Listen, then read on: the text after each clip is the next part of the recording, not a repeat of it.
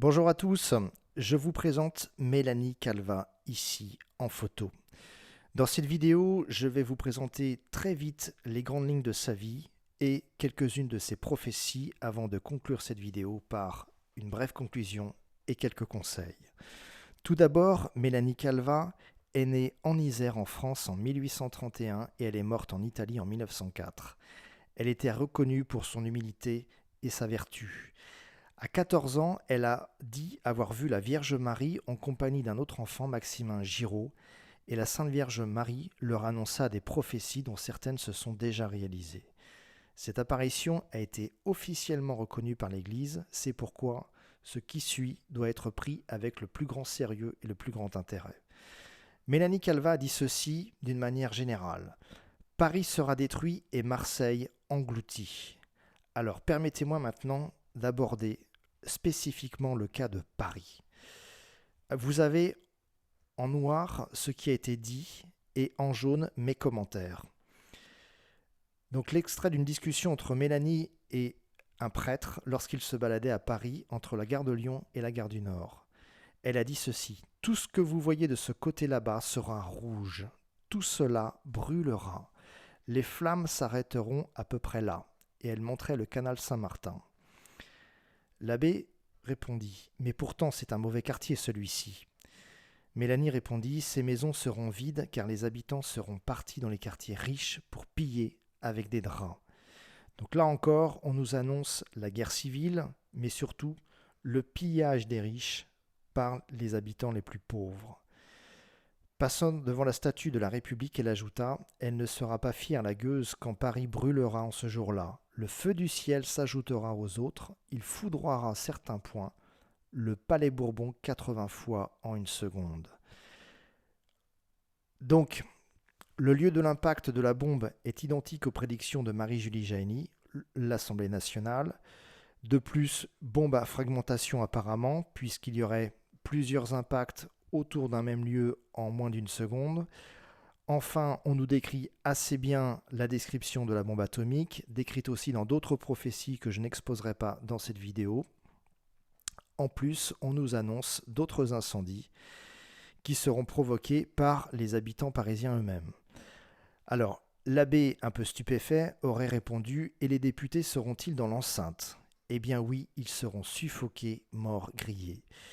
Ce sera la vengeance divine aux lois antichrétiennes votées par eux-mêmes, d'après d'autres prophéties. Je continue. En ce qui concerne le début de la guerre civile à Paris, Mélanie a dit ceci.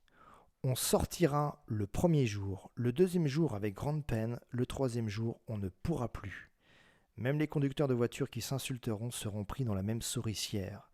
Au moins, c'est très clair, pas besoin d'en rajouter, pas besoin de commentaires. En 1896, elle rajouta « Paris sera brûlé par sa canaille. Voyez-vous la scène si vous saviez combien de gens y seront jetés. Mais le plus grand nombre viendront s'y jeter, tout affolés, fuyant le feu qui sera comme suspendu au-dessus de la ville. Ils s'y jetteront comme fous de terreur, croyant éviter ainsi le feu menaçant. » Conclusion.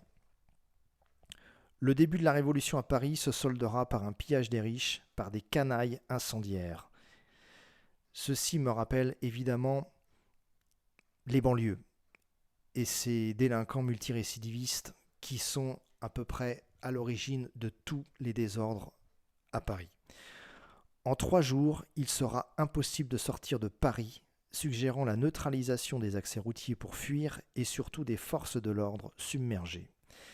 Paris sera détruit par une bombe à la puissance limitée, ce qui explique que certains lieux sont considérés comme protégés par d'autres prophéties, notamment celle de Marie-Julie Jahenny, à proximité de Paris, et notamment Pontoise.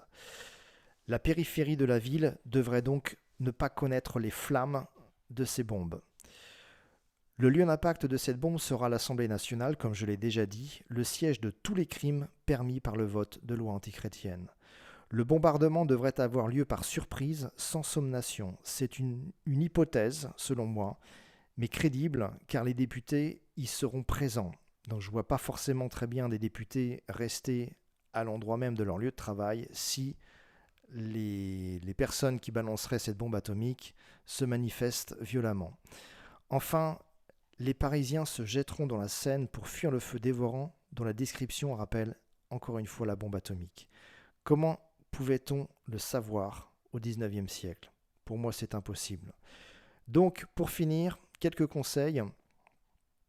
Je vous invite à fuir Paris, à partager cette vidéo à vos amis parisiens, et eu égard aux menaces de frappe nucléaire de Vladimir Poutine récemment sur Paris et Londres, les signes sont là. D'après une interprétation personnelle d'une prophétie de Marie-Julie Jahenny, je pense que Paris sera détruit en 2003 ou 2024. Et donc, il faut prévoir de fuir d'ici là. J'espère que je me trompe, mais les dernières déclarations de Vladimir Poutine, les armes envoyées en Ukraine de la France sont quand même d'autres signes très inquiétants. Préparez-vous au pire en espérant le meilleur. Amen.